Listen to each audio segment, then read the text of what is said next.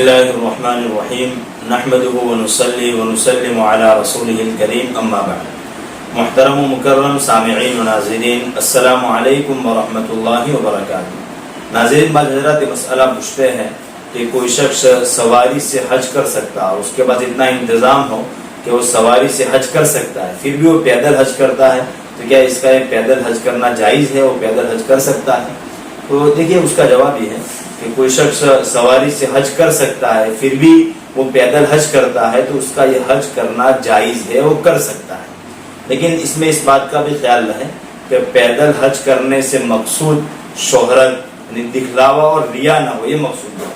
اچھا، اس میں اس بات کا بھی خیال رکھے کہ ہم کسی کی نیت پر حملہ نہیں کر سکتے کہ اگر کوئی پیدل حج کر رہا ہے تو ہم یہ سوچے کہ یہ دکھلاوے کے لیے، لوگوں میں مشہور ہونے کے لیے کرتا ہے، تو اس طرح کسی پر تہمت لگانا، کسی کے بارے میں غلط سوچنا، یہ تو صحیح نہیں ہے. جیسا کہ ابھی یہ چل رہا ہے سوشل میڈیا پر کہ شہاب بھائی جو پیدل حج کرنے کے لیے نکلے ہیں تو ان کے بارے میں بہت سے حضرات کہتے ہیں کہ ان کا مقصد کیا ہے، دکھلاوا ہے، لوگوں میں مشہور ہونا ہے. تو یہ کیا نہیں ہے، صحیح نہیں. اس طرح کسی پر تہمت لگانا صحیح نہیں. تو بات یہ ہے کہ سواری پر قادر ہوتے ہوئے پیدل اگر کوئی حج کرتا ہے تو اس کا حج کرنا جائز ہے، لیکن اس میں شرط یہ ہے کہ ریا اور شہرت اور دکھلاوا مقصود نہ ہو. دوسری بات یہ کہ اس کو سنت سمجھنا صحیح نہیں پیدل حج کرنا، کیونکہ آج صلی اللہ علیہ وسلم نے نہ پیدل حج کیا ہے نہ پیدل حج کرنے کی ترغیب دی ہے، لہٰذا اس کو سنت نہیں کہہ سکتے. ہاں، یہ جائز ضرور ہے، اگر کوئی کرتا ہے تو کوئی ناجائز کام نہیں ہے. اس میں پیدل حج کرنے کی کیا فضیلت ہے؟ تو پیدل حج کرنے کی فضیلت ایک روایت سے معلوم ہوتی ہے، اور وہ فضیلت مکہ سے مکہ تک، یعنی ایک آدمی مکہ سے نکلتا ہے، پھر مینا، مزدلفہ، پھر عرفہ جو حج کے ارکان ہے اس کو پورا کر کے پھر مکہ واپس لوٹتا ہے.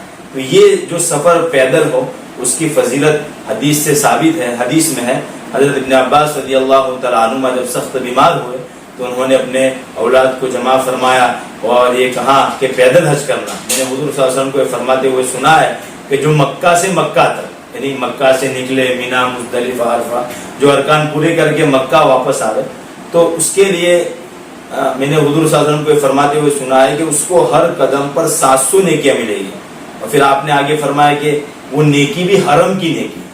پھر پوچھا گیا کہ حرم کی نیکی سے کیا مراد ہے؟ تو فرمایا کہ 1,00,000 نیکی. مطلب یہ کہ 700 کو 1,00,000 سے گناکار کرے، 1,00,000 سے ملٹیپلائی کرے، اتنا ثواب پیدل مکہ سے مکہ پیدل حج کرنے پر ملے گا. تو مکہ سے مکہ پیدل حج کرنے کی فضیلت کیا ہے؟ حدیث سے ثابت ہے.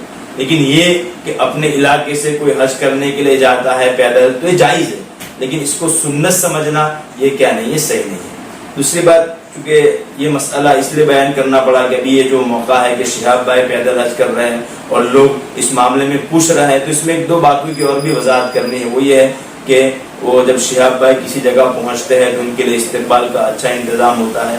تو یہ ایک اچھی چیز ہے کہ ایک آدمی پیدل حج کرنے کے لیے جا رہا ہے، اس سے دعا کی درخواست کرائی جائے اور اس سے مصافحہ ملاقات کی جائے. لیکن اس مصافحہ اور ملاقات کے پیچھے بہت سے نقصانات ہو رہے ہیں، جیسا کہ ہم دیکھ رہے ہیں کہ روڈ بلاک کیے جا رہے ہیں، مطلب کافی مجمع روڈ پر جمع ہو رہا ہے، آنے جانے والے کو بڑی اس سے کیا ہوتی ہے، تکلیف ہوتی ہے. تو ہمارے اسلام میں کسی کو تکلیف پہنچانا کیا نہیں ہے، جائز نہیں ہے، اور اس سے اسلام اور مسلمان بھی کیا ہو رہے، بدنام ہو رہے. تو اس کا کیا رکھے، خیال رکھے کسی کو تکلیف نہ ہو. اسی طریقے سے خود شہاب بھائی نے بھی یہ ایک موقع پر کہا کہ میرے پاس تو وقت بہت کم ہے، مجھے وہاں پہنچنا ہے. تو وہ خود بھی، ان کو بھی زیادہ لوگوں کے جمع ہونے کی وجہ سے اور ان کو ڈسٹرب کرنے کی وجہ سے ان کو کیا ہو رہی ہے، تکلیف ہو رہی ہے. تو اس کا خیال رکھیں، ان کو تکلیف نہ پہنچے. ہاں، اگر ایسے ہی سہولت سے آسانی سے مصافحہ ہو گیا، دعا ہو گئی، تو وہ الگ بات ہے.